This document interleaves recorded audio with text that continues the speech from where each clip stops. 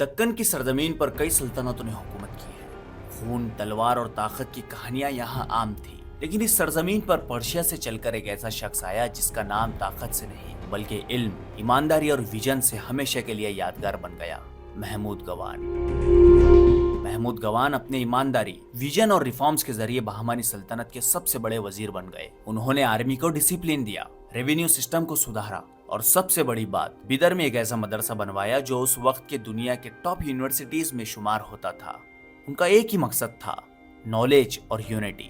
لیکن تاریخ کا سب سے بڑا درد یہی ہے کہ سچائی اور ترقی کو دشمن ہمیشہ برداشت نہیں کرتے۔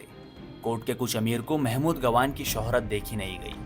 انہوں نے ایک جھوٹا خط لکھا جس میں یہ دکھایا گیا کہ گوان دشمنوں سے ملا ہوا ہے، اور اس خط پر محمود گوان کی نقلی مہر لگا دی گئی۔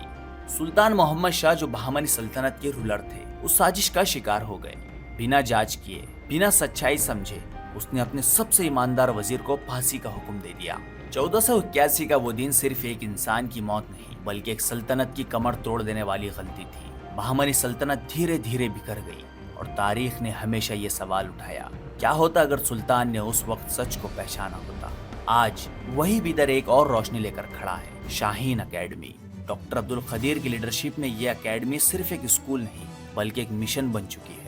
ایسا مشن جو ہزاروں بچوں کا ایجوکیشن اور بہترین فیوچر دے رہا ہے۔ شاہین اکیڈمی نے ہندوستان کے کونے کونے سے اسٹوڈنٹس کو بیدر تک کھینچ لایا، صرف اور صرف ایجوکیشن کی کوالٹی کی وجہ سے۔ لیکن محمود گوان کے وقت جیسے لوگ تھے، ویسے ہی آج شاہین اکیڈمی کے خلاف بھی جھوٹی کہانیاں بنائی جا رہی ہیں۔ ان کی ایمانداری، ان کی محنت اور ان کے مشن کو بدنام کرنے کی کوشش کی جا رہی ہے، صرف اس لیے کیونکہ کچھ لوگوں کو سچ اور ترقی برداشت نہیں ہوتی۔